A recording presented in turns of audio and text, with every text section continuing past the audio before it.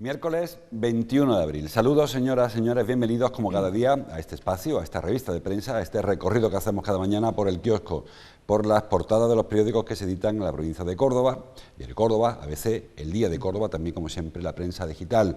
Y como cada miércoles nos acompaña Rafael Aranda. Rafa, bienvenido. ¿Qué tal? Buenos días. Redactor jefe del diario el Diario Córdoba. No sé cómo ofrecer más en otro sitio, todo es estudiable. Todo es programable y planteable. Bueno, hoy hay bastante coincidencia en las portadas de los periódicos. Vamos a este primer repaso que solemos hacer de los tres periódicos en papel. El Diario Córdoba abre con la Janssen, con la vacuna que, como saben, ayer tuvo el visto bueno, parcial, ahora hablaremos de eso, de la Agencia Europea de Medicamentos. España vacunará con Janssen y no retrasará la segunda dosis. En la foto, doña Mencía, que como suele ocurrir en los pueblos pequeños, igual que se sube muy rápido en la tasa, bajó y ha pasado de 7.000 casos por 100.000 habitantes a apenas 21, creo que estaba ayer la localidad de doña Mencía, de Guadalajara. El diario ABC abre con una portada que se escapa de nuestro ámbito, el tema del Consejo General del Poder Judicial, el ministro de Justicia, en la foto, Sánchez renuncia a someter al Consejo General del Poder Judicial, obligado por Bruselas. Y el diario El Día, sí que tiene temas locales en la portada, el tema de la Janssen también, y esta iniciativa que ayer lo presentaron la Fundación La Ruzafa, la Caixa y el Ayuntamiento para vigilar, para mirar por la salud oftalmológica de los más pequeños, con esa fotografía del diario El Día. Bueno, por el principio empezamos, Rafa, por el tema Janssen, que también lo copa el diario El Día en su portada. Ayer hubo visto bueno de la Agencia Europea de Medicamentos, de la EMA, en sigla en inglés, y la ministra dijo que se iba a aplicar en los españoles también, con las restricciones o las limitaciones o los recelos que también tiene la AstraZeneca, es decir, no a toda la población, sino empezando por los más vulnerables y los que parece que son menos expuestos a un trombo. Sí, había mucha expectación en torno al veredicto ayer de la Agencia Europea del Medio Ambiente, que era un veredicto también esperado porque pocos pensaban que se fuese a poner el freno al ya proceso de vacunación que se ha lanzado en todo el mundo, y más cuando desde todos los ámbitos científicos se asegura que el riesgo que conlleva esta vacuna es un porcentaje muy por debajo del riesgo que conlleva otros medicamentos también que son más al uso, ¿no? Ayer, después de que la Agencia del Medicamento se pronunciara en favor a seguir con ese proceso de vacunación en la Comunidad Europea con la vacuna de Janssen, recordemos la monodosis, la que solamente hace falta una vacuna, la que además se puede trasladar en la neverita que llevamos al campo de picnic. Después de que diera el visto bueno, ya digo, automáticamente se activaron dos procesos. Por un lado, había el planteamiento de retrasar la segunda vacuna a personas que ya habían recibido la primera vacuna. De AstraZeneca, hablamos de AstraZeneca. De AstraZeneca, de retrasarlo de 6 a 8 semanas para que una mayor cantidad de población pudiera recibir la primera inyección y creciera el número de personas que al menos estuvieran semi-inmunizados, pendientes de la segunda vacuna. Y por otro lado, se autorizó a incluir en el proceso de vacunación a esta vacuna de Janssen, que si bien la EMA dio también una noticia que te deja un cierto recelo, que es que tiene incidencia en estos trombos que están apareciendo como efectos secundarios en algunas personas, consideran que la incidencia no es de la suficiente gravedad como para dejar almacenada en las cajas este medicamento, ¿no? Eso quiere decir que a partir de ahora, seguirá el proceso de vacunación, de segunda vacuna, con la fecha que ya tenían concertada todos aquellos que habían recibido la vacunación de AstraZeneca, y por otra parte, se va a sacar de un limbo en el que ahora mismo se encontraban metidos un segmento de edad entre los 65, los 68 y los 75 años, pendientes de esta vacuna Janssen, que veían cómo se vacunaba por encima, segmento de edad 80 hacia arriba, que se estaba vacunando hacia abajo, de 68 hacia atrás, pero que sin embargo ellos se habían quedado un poco en tierra de nadie, con lo cual, bueno, pues ya desde hoy el gobierno español, las 148.000 vacunas que en principio tiene distribuidas en su cuota de la vacuna de Janssen, empezará a repartirlas por las comunidades autónomas y posiblemente pues en un plazo de unas 48 horas con esa vacuna se empiece a inyectar la monodosis, se empiece ya a inmunizar desde el minuto cero a un segmento de edad que, ya digo, estaba en un limbo y que va a permitir también pues que toda esa expectativa que había para que en torno a finales del mes de agosto el 70% de la población española estuviera ya vacunada, pues cada vez sean menos los palos que se meten en la rueda para que pueda coger esa velocidad de crucero que necesita. Hay que decir en cualquier caso que esa inmunidad de rebaño, de grupo, del 70%, los países que están avanzando más, hablamos de Israel, o hablamos de Reino Unido, o algún otro país por ahí perdido, Chile también, están rebajando ya esas expectativas porque entienden que con el 55% de la población inmunizada, siempre que incluya a los grupos de mayor riesgo, grupos etarios que le llaman los sanitarios, de 65 en adelante, se podía dar por satisfecho. Es decir, que no hace falta vacunar a alguien de 35 o 40 años siempre que el entorno fuera amigable. Amigable quiero decir que no haya demasiado virus pululante. Es decir, que Córdoba hoy está en el 22% de monodosis aplicada, o sea, de personas con una sola dosis.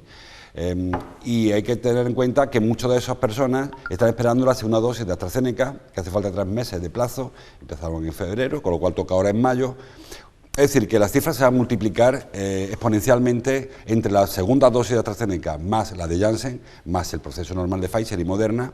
Es probable que en un mes multipliquemos ese 22%, se convierta en personas inmunizadas más las primeras dosis. Es decir, que las cosas no van tan mal como pueda parecer.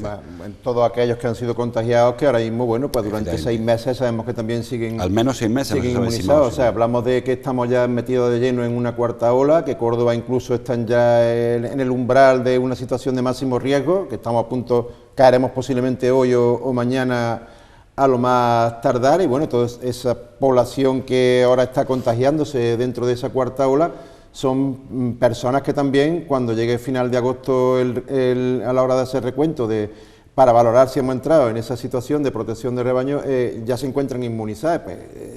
Sabemos que esa gente, bueno, científicamente parece que está ya demostrado que durante 6 meses son personas que están a salvo de poder pillar el virus. No obstante, también posiblemente, pues a medida que vayan inoculándose más vacunas, irán apareciendo más casos de trombos, como los que hasta ahora han ido apareciendo, volverá a haber ese run, seguirá habiendo muchas dudas, volverá a haber mucha población que nos acuda a la convocatoria, porque sabemos que en las últimas 3 semanas un 30% de las personas que han sido citadas para ponerse la vacuna no se han presentado por riesgo a pillar algún tipo de enfermedad de las que conlleva como efectos secundarios.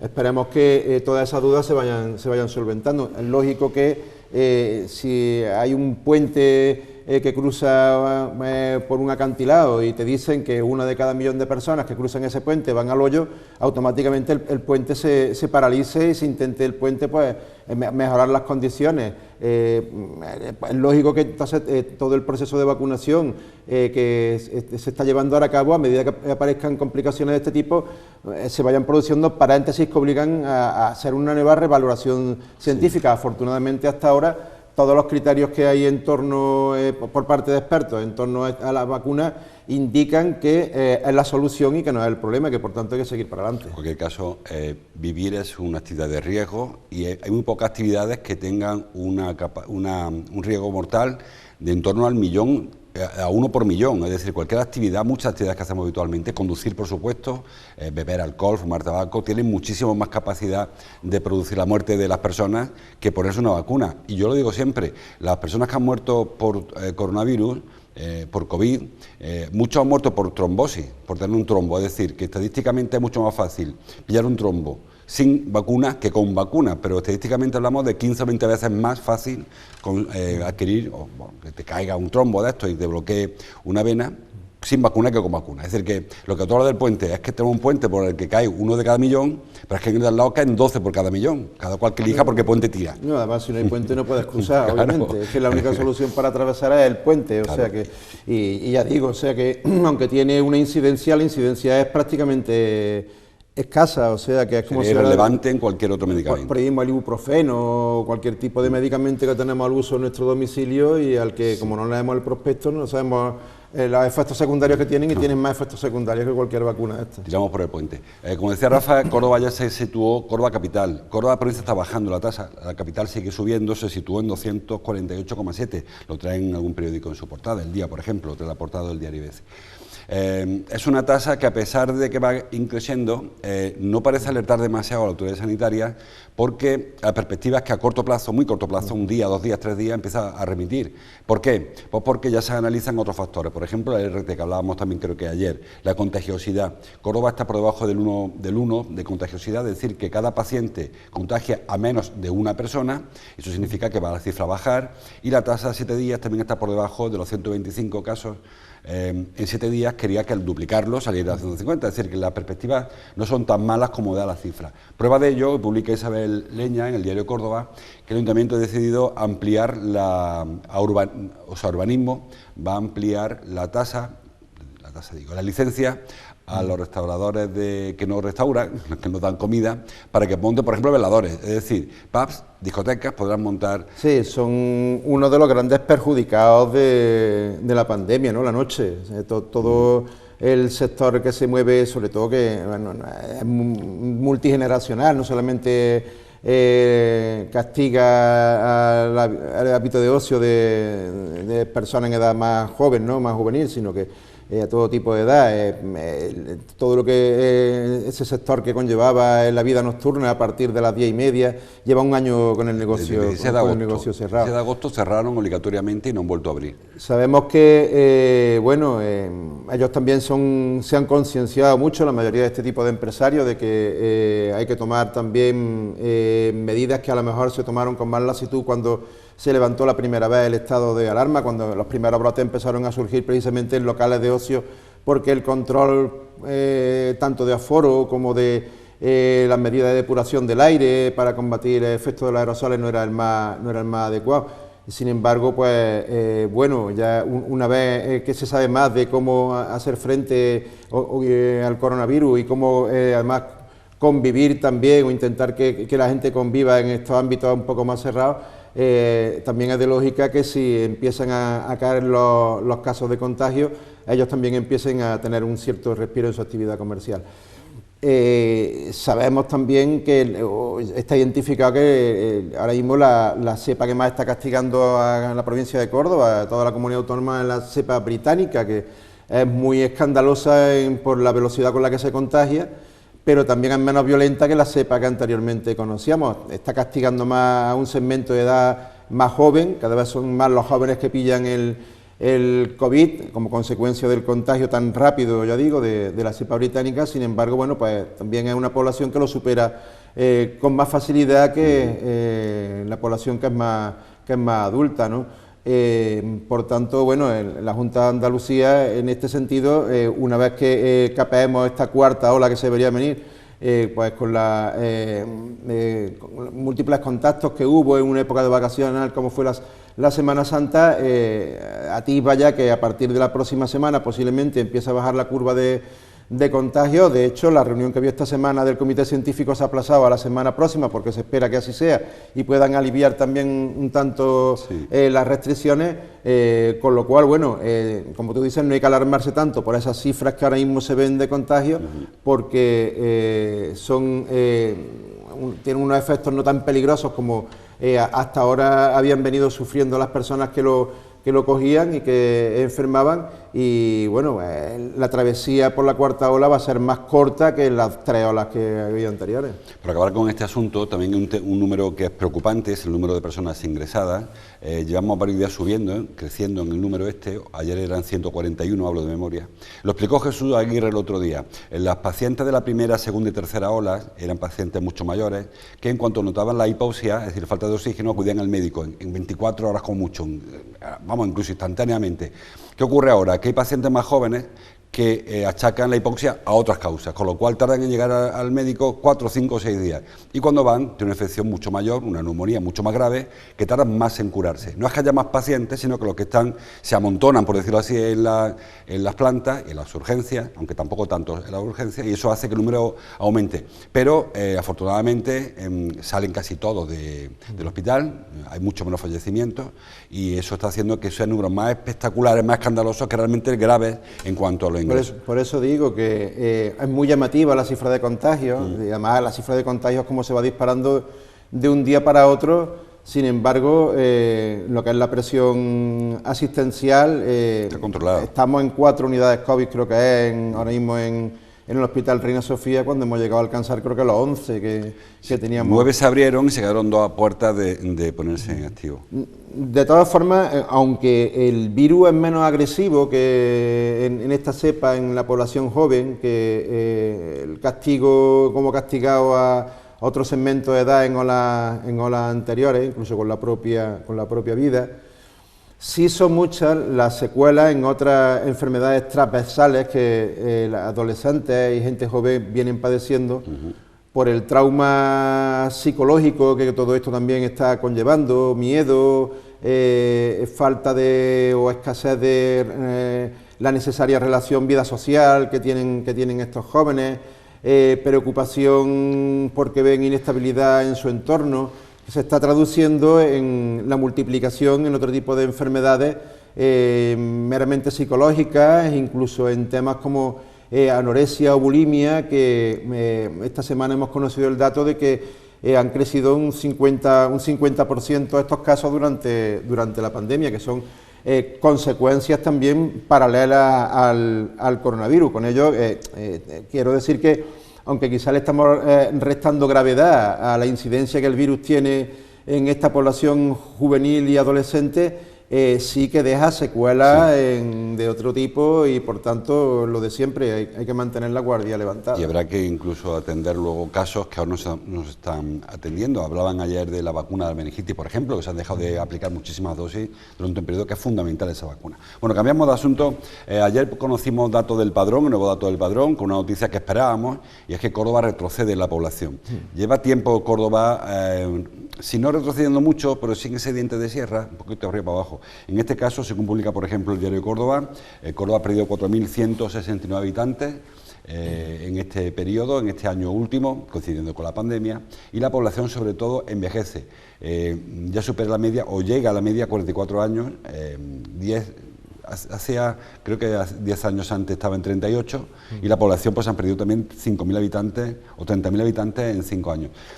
Yo no sé si esto a corto plazo es reparable, no sé si es tan malo perder población, no sé si hay que crecer por crecer o hay que crecer de manera ordenada, pero lo cierto es que son números que no son agradables, saber que somos menos y mayores. Sí, bueno, porque además esa cifra de 4.000 personas que se ha perdido en los últimos 12 meses, los 12 meses que coinciden con la pandemia, por desgracia responde a la importante cifra de víctimas mortales que se ha cobrado el virus, 960, pero también, por otra parte, en Córdoba son 960 los fallecidos de la provincia.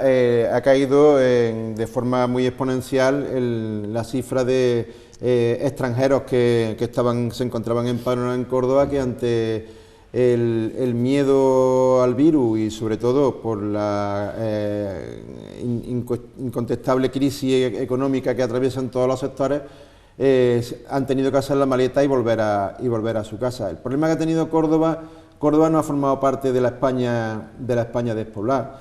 A pesar de que también se ha hablado mucho del despoblamiento de la provincia de Córdoba, nosotros organizamos en diciembre de 2019 un foro en el que participaron, el presidente de la Diputación, sectores como el Colegio de Médicos, que también se ve muy afectado por la baja reducción de población que hay en determinados núcleos rurales, y sobre todo especialistas en demografía, que hablaban de que Córdoba, más que formar parte de la España despoblada, formaba parte de la España envejecida, que es el dato precisamente que vuelve otra vez a demostrar el Padrón. El problema que tiene Córdoba es que va creciendo muy mucho la media de edad, cada vez son menos la gente joven que apuesta por quedarse aquí porque ve que no tiene oportunidades, con lo cual eso conlleva que sean cada vez menos los que tienen que trabajar y cotizar para que vivan más de su pensión, ¿no? Que es el subrayado en rojo y la señal de alarma que conllevan estos datos que anualmente nos da a conocer el Instituto Nacional de Estadística, que es que sigue incrementándose la cifra de población que vive del subsidio a costa de una población joven que no crece en la misma medida y que por tanto no produce todo lo que debe de sacar adelante para que esa población mayor que vive de la pensión pueda vivir sin que le afecte a la economía del Estado. Claro, hay dos remedios que todos los científicos, sobre todo los demógrafos, hablan, y es uno, anclar la población joven, como dice Rafa, ofreciendo alternativas, trabajo, servicios, y la segunda, fomentar la natalidad, porque es el segundo factor que incide en eso. Y sí, también y la llegada de inmigrantes, porque hemos dejado de ser atractivos quizás para otros lugares de origen, hablo de América Latina o hablo del Magreb, que cada vez son menos personas que vienen también a... Es que además, si no hay demanda para el sector servicios, si no hay gente que consuma, eso estanca mucho, claro, determinados sectores de la economía, ¿no? Si esa población que es la que más dinero mueve, que está entre los 18 y los 45, 50 años de edad, cada vez menor, cada vez se mueve menos dinero, eso afecta mucho a la bolsa económica de la población. Córdoba, además, también se da el caso de que son muy pocos, no hay ningún municipio que esté entre los 50.000 y los 100.000 habitantes, apenas hay municipios que se encuentran entre los 20.000 y los 50.000 habitantes. Hablamos de una población muy reducida en la mayoría de los municipios que hay en la provincia de Córdoba, con lo cual, bueno, eso demanda que la sociedad debe dinamizarse más, tener gente que inyecte más vida al día a día en nuestras calles, para que eso tampoco afecte de manera muy lesiva a determinados sectores que viven de eso, del movimiento de la vida urbana. Este fenómeno no es solo la exclusión ni mucho menos de Córdoba, afecta a toda Andalucía, a toda España, con lo cual entendemos que habrá que tomar medidas, bueno, toda Europa, que Europa está envejeciendo también y también está perdiendo población, envejeciendo más quizás que perder población. Seguimos avanzando, nos quedan 5 minutos. Tras los periódicos, ayer una decisión que adoptaron el Ayuntamiento y EMAXA para solucionar el problema del abastecimiento de agua en las Jaras. Los periódicos lo traen en sus portadas. El diario Córdoba titula: el Ayuntamiento y EMAXA establecen un calendario para actuar en las Jaras. El diario El Día, EMAXA realizará una auditoría en la red de agua de las Jaras, y el diario, por ejemplo, Córdoba Hoy, que lo da con su fecha, una fecha un poco desmoralizadora. Fuentes afirma que en 5 años se habrá resuelto el abastecimiento de agua en las Jaras. Quizás esa fecha, creo que fue un jarro de gofre para los vecinos, porque nadie confía en que de aquí a mañana se arregle el problema, pero 5 años son muchos años, viendo cómo el año pasado, por ejemplo, no salía agua del grifo. Es decir, no es una cosa de vivir mejor o peor, es que hay gente que vive en las Jaras, muchos cordobeses, que pasan el verano allí y que abren el grifo y por ahí no sale nada. Sí, es una zona de recreo, de los núcleos principales de recreo. Son segunda vivienda que se convierte en primera vivienda en verano. Que en Córdoba, y la gente cuando se fue a vivir, pues pensaban que ellos tenían abastecimiento de algo tan básico como era luz y agua. Tienen luz, pero el agua resulta que no es que escasee, es que directamente no hay. O sea, las imágenes que veíamos el verano pasado de camiones cisternas surtiendo de agua a vecinos que iban, pues, a intentar hacer acopio de la mayor cantidad de líquido para poder no ya poder beber agua por las fuertes temperaturas del verano, sino incluso en tema de aseo, etcétera. En principio, bueno, algo de luz se ve, pero se ve la luz muy lejana porque por lo pronto hay un calendario, que es algo que hasta ahora, aunque parezca mentira, tampoco había siquiera, o sea, un principio de ponerle fecha a cuándo podía venir la solución. Como tú dices, la fecha a 5 años vista no es demasiado alentadora, ¿no? Para que esta gente pierda el ánimo, ¿no? Pero esperemos que, porque es que es prioritario, o sea que las autoridades tienen que funcionar en función de prioridades, y esta es una prioridad máxima. Esperemos que poco a poco se vayan, por supuesto, habrá más medidas de presión por parte de los vecinos, seguramente, y que el ayuntamiento intente responder a esta demanda con más celeridad. Hay que decir, no obstante, que el problema de los vecinos es del ayuntamiento porque son cordobeses, pero no del ayuntamiento porque no le corresponde. Es decir, las Jaras tiene su propio mecanismo de abastecimiento de agua, que lo explota la compañía Luxico, que todo apunta a que no ha hecho sus tareas, porque la red tiene muchísimas pérdidas. Hay incluso el agua residual que contamina algún acuífero dinero, con lo cual incluso no está garantizada la salubridad del agua.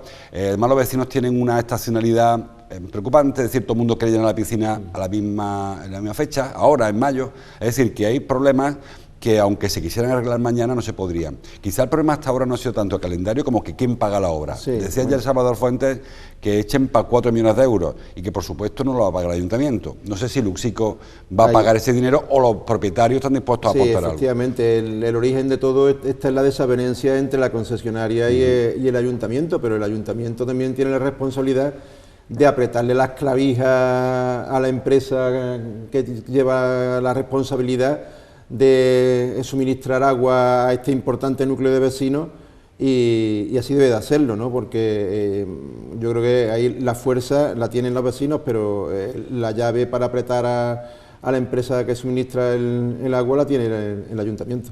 Bueno, pues como decía Rafa, se va a empezar con una auditoría para analizar cómo está la red, unas cámaras se meterán por las tuberías, dónde están los agujeros, dónde están las pérdidas, las fugas, y luego se empezará a actuar sobre eso. Y para este verano lo primero que se va a hacer es calendarizar o repartir por turno qué le toca llenar la piscina, hoy es tal parcela, al día siguiente la otra, para no hacerle depósito. El año pasado ocurrió que en plena crisis había personas llenando su piscina y claro, el agua se la pone aquí, no la pone allí. Estamos terminando muy rápidamente. Ayer denunció Izquierda Unida que hay patios históricos de Córdoba que se quedan fuera del concurso. Han cambiado un poco los criterios y yo no sé si este es el mejor momento para cambiar criterios, sobre todo porque este año el concurso va a ser un poco más light. No sé si será bueno, como proponía Izquierda Unida, que se abriera la mano y dejar que todo el mundo participara. Sí, coincide con el centenario del concurso, además, que hubiera sido, de no haber pandemia, algo que hubiera sido un acontecimiento social en Córdoba. Con todo, bueno, se ha conseguido reunir un número importante de patios que van a abrir sus puertas y que le van a dar posiblemente pues, todo el esplendor que la efeméride conlleva, pero también el centenario del concurso de patios debería conllevar una invitación a replantearse el modelo de concurso, de si interesa seguir con este modelo masificado que hasta ahora veíamos en los últimos años o apostar más por un visitante de más calidad, de tal forma que Córdoba también se vea beneficiado no en la cantidad sino en la calidad.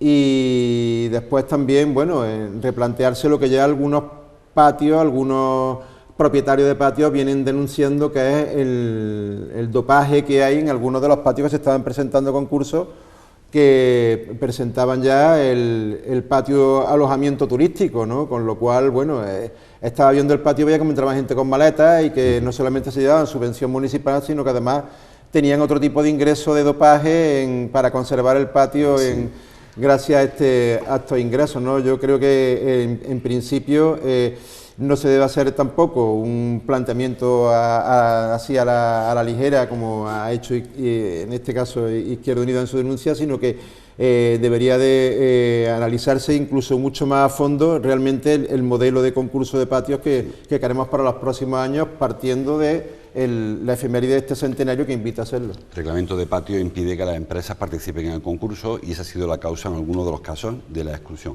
Terminamos, enlazamos con el deporte. Hoy entrena Germán Crespo por primera vez. Lo de lunes fue una jornada de recuperación.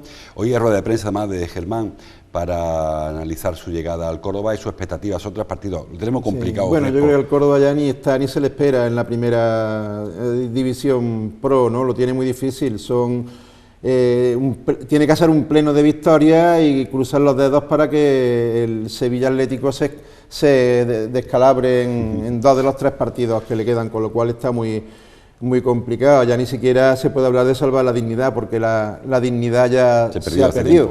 Con todo, ahora que se habla tanto en estas últimas 48 horas del fútbol negocio, las condiciones que ha puesto la Federación Española de Fútbol para los clubes que quieran participar en esa primera división pro, en cierto modo va encaminado dentro de esa línea de fútbol negocio de la que ahora muchos reniegan, cuando todos sabemos que lleva habitando el fútbol desde hace ya muchos años, ¿no? Ahí tenemos desde una fianza de, creo que eran 200 o 250.000 euros que tienen que poner los clubes sobre la mesa para poder participar. Creo que son 9.000 euros por licencia de futbolista, con lo cual si te obligan además a tener, creo que son 18 futbolistas profesionales, multiplicas por 9.000 euros, el club que el año que viene quiera competir en esa primera división pro pone sobre la mesa ya, antes de que el balón empiece a rodar, como en torno a unos 500.000 euros, más allá además de que te obligan con un año de carencia a tener un campo de fútbol con determinadas condiciones, con hierba natural, que por ejemplo el Tamaraceite, el rival que viene por aquí